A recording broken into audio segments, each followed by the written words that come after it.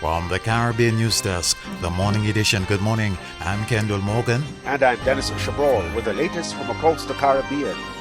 In Barbados, the bitter leadership battle in the opposition Democratic Labour Party reached a high point over the weekend as the party staged its annual conference. Supporters of expelled President Dr. Ronnie Yearwood and General Secretary Steve Blackett took over Saturday's first business day of the conference and placed the motion before the membership for their reinstatement. Dr. Brathwaite then addressed the gathering. And I tell you today that I will stand with you. We will do this together, because what you have shown me today is that I will never walk alone. I will never walk alone. Meanwhile, opposition leader Ralph Thorne appeared with acting President Andrew Worrell after an early suspension of Saturday's session of the conference to dismiss the announced reinstatement of the expelled officers. He also condemned the continued disruption of the conference by what he called the renegade members. We resumed the conference, and as soon as we resumed the conference, under the watch of the Barbados Police Service, the commotion began again.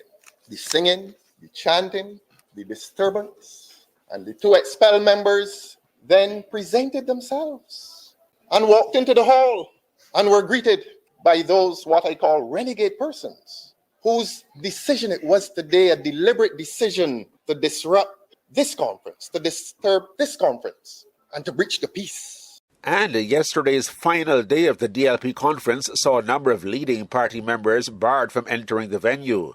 Among them, chair of the party's youth arm, Tyra Trotman, whose group had earlier condemned the expulsion of the president and the general secretary. What message is this sending to the youth? Because I am the leader of the youth arm of this party, make no mistake. So how am I being excluded from entering the premises of the Democratic Labour Party on a day as important as this day, the annual conference? It's not right. Antigua and Barbuda's Prime Minister Gaston Brown has announced his willingness to dialogue with the country's criminal gangs. Prime Minister Brown told a weekend radio audience this is among the measures he is willing to take as the country battles a spike in violent crimes. If they want to engage me as a representative, as a Prime Minister, I will make myself available, because we also want to focus on rehabilitation. It's not that we want to go and put them away in jail. But if you're going to fight us and you're going to put all kind of foolishness out there, like a purge society and so on, then all you're going to do is expose yourself to the wrath of law enforcement. Because if you're going to take any such rhetoric to law enforcement and point any firearm at them and so on, they're going to take it all out. So I want to appeal to them to make themselves available for dialogue. In Dutch St. Maarten, 4 political parties have formed a coalition to run the country for the next 4 years. They have also committed themselves to electoral reform, especially to minimize the collapse of future coalitions due to individual political preferences.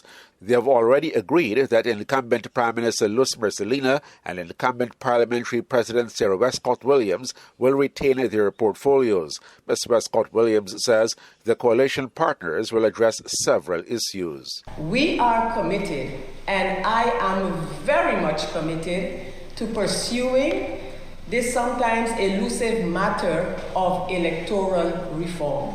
The issue of independent declarations of members of parliament and the effect on a government.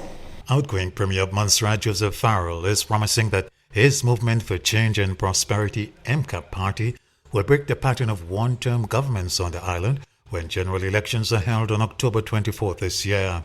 Taylor Farrell, who has given up the leadership of MCAP but will run as one of its candidates, made a prediction as he announced the election date. Montserrat have had the experience of instability for the past 25 years. Every 5 years, as I said, we go to the polls and we change government.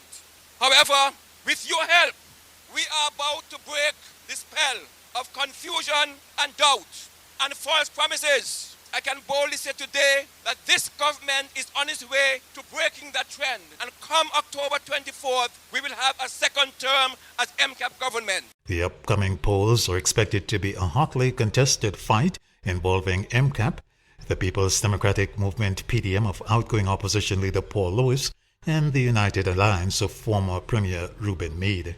The Bahamas is examining several proposed agreements and analyzing the security and environment in Haiti before deploying 150 soldiers there as part of a United Nations-backed security mission. The Bahamian soldiers are expected to help train Haiti's Coast Guard to secure national ports and intercept drugs and arms traffickers along the coast.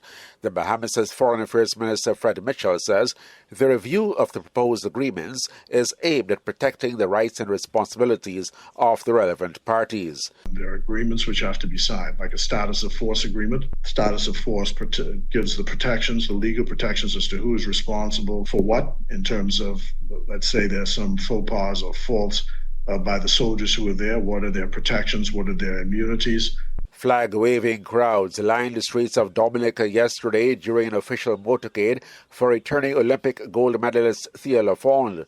Lafond, who won the women's triple jump in the recent Paris Olympics to give Dominica its first ever Olympic medal, was also given a welcome home ceremony at the Douglas Charles Airport.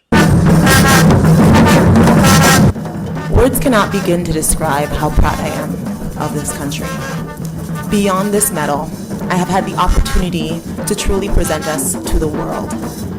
And it is not anything new, but the ability to showcase it to the world, that feeling has been unmatched. This has been the morning edition from the Caribbean News Desk. You may contact us by phone or WhatsApp at +592 700 9293. Thanks for listening.